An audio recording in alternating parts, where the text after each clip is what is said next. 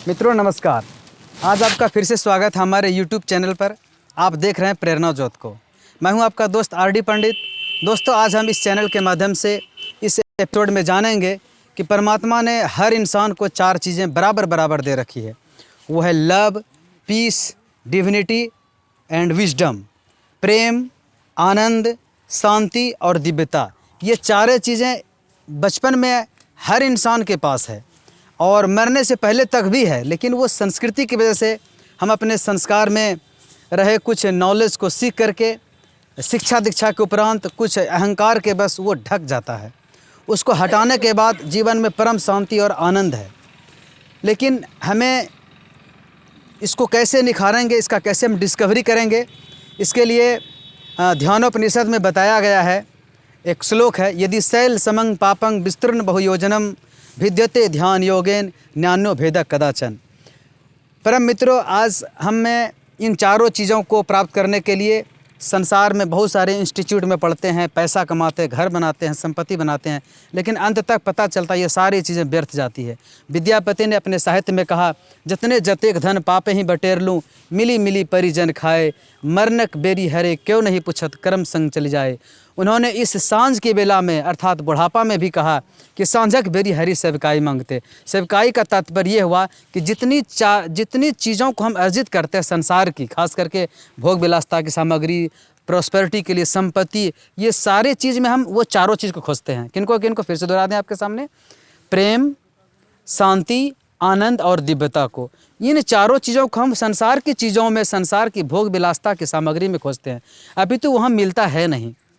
तो उस श्लोक में जो बताया गया, यदि शैल समंग पापंग विस्तृण बहुयोजनम भिद्यते ध्यान योगेन नान्यो भेदा कदाचन, अर्थात अगर हमें शांति चाहिए, हमें किए गए कर्मों का जो हमें परिणाम मिल जाता है हमारे जीवन में, जिसकी वजह से वो 4 चीज़ें ढक जाती है, उसको हटाने के लिए ध्यान योग करें।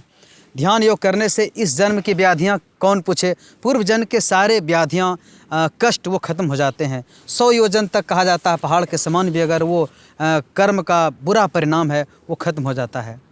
मित्रों, इस तरीके से हम अपने परम शांति के लिए, अपने आत्मा की शांति के लिए, इस 4 चीज़ों को प्राप्ति करने के लिए प्रतिदिन ध्यान करें। बात अब रही ध्यान की, तो ध्यान के लिए एक डायनेमिक उस्ताद से मिले, परफेक्ट उस्ताद से, जिन्होंने ध्यान को जिया है, जिन्होंने ध्यान को सिखाया लोगों को, उनके पास जाकर के हम ध्यान की विधि सीख सकते हैं।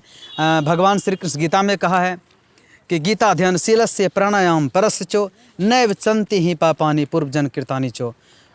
मतलब ये हुआ कि प्रतिदिन गीता का अध्ययन करने से, अर्थात अच्छी बातों को सुनने से, और प्राणायाम और जो दिव्यता को, शांति को, आनंद को और इन सारी 4 चीज़ों को प्राप्त करने के लिए जो कॉन्सेप्ट बताया था ध्यान के माध्यम से, इसको लगातार करने से, गीता अध्ययनशील से प्राणायाम परस्यो नैव संति ही पापानी पूर्वजन कीर्तानी चो, दूसरा कोई कॉन्सेप्ट नहीं है। और इस तरीके से गीता का अध्ययन करने से, प्राणायाम पूर्वक और श्वास पर लगातार सलीके से नियंत्रण करके हम बहुत कुछ को प्राप्त कर सकते हैं। और गोस्वामी तुलसीदास जी के विश्व के बहुत बड़े संत रहे, उन्होंने कहा, बारी मथे घृत होई बरु सिकताते बरु तेल बिनु हरि भजन न भवतरे यह सिद्धांत पेल। मित्रों, बारी कहा जाता है पानी को। पानी को कितनों भी हम मथें, उससे घी कभी नहीं निकल सकता है। और बालू को कितनों भी हम पेरे मशीन से, उससे कभी भी तेल नहीं निकल सकता है। तब फिर भी उनका मानना है, उपमा दिया गया, बारी पानी को कितनों मथ लें, घी बन जाए तो बन जाए, जबकि it can not be possible. बालू को पीसने के बाद तेल निकल जाए तो निकल जाए, यह भी जबकि संभव नहीं है। उनका मानना कि अगर ये सब चीज़ें हो जाए तो हो जाए, लेकिन परमपिता प्रभु की जो कृपा हमें बरसेगी वो 4 चीज़ के रूप में, प्रेम के रूप में, आनंद के रूप में, दिव्यता के रूप में और शांति के रूप में। ये 4 चीज़ें बगैर हरि भजन का मतलब ये हुआ सीधा, जो कि हमारे ध्यान का जो कॉन्सेप्ट है, ध्यान भी हरि भजन का एक पर्याय है। तो जब हम एक सिस्टम वाइज, एक बेहतरीन कॉन्सेप्ट से अगर मेडिटेशन करते हैं, तो ये 4 चीज़ें हमें हमारे ज़िंदगी में अनुभव कर सकते हैं। वो ऑलरेडी है ही, वो बाहर की चीज़ों से ढकी हुई है। ये 4 चीज़ें उभर जाएगी तो जीवन में शांति, आनंद और मस्ती आएगा। मित्रों, हम चाहेंगे प्रतिदिन संतों का संग, अच्छी चीज़ों का संग, मेडिटेशन और सेवा प्रेम इन सारे चीज़ों से अगर हम जीते हैं तो जीवन में एक अलग आनंद का फूल खिलता है। और आपको जानकारी दे मित्रों, आज हम यह वीडियो आपके बीच जो रखे हैं पीर बाबा के सानिध्य में, उनके चरण कमलों में आए हुए हैं, ये प्रकृति के सानिध्य में हैं। आप भी प्रकृति का आनंद लीजिए, कभी मौका मिले तो यहाँ पर आकर के आत्मिक विकास के लिए कुछ बातें, कुछ मेडिटेशन, कुछ चर्चा करें।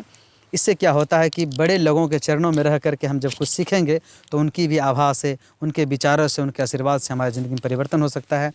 दोस्तों, हमारे वीडियो को आप लगातार बेहतरीन तरीके से सलीके से सुना, हम आपका आभारी हैं। आपके अंदर विराजमान परमात्मा को नमन करते हैं और मिलते हैं पुनः दूसरे वीडियो में। तब तक के लिए बहुत बहुत धन्यवाद।